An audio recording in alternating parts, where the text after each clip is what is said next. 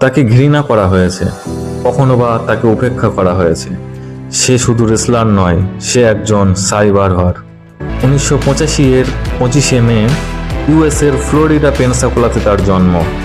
তার নাম লাতি জোসেফ জো আনোয়া, সবাই চেনে রোম্যান রিন্স নামে।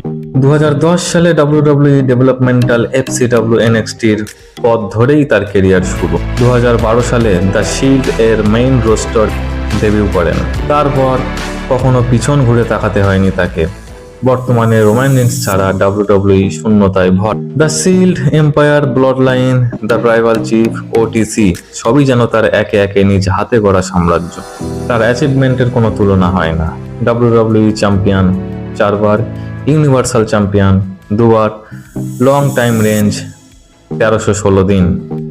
এছাড়াও অন্যান্য চ্যাম্পিয়ন অথবা 2015 এর রয়্যাল রাম্বেল উইনার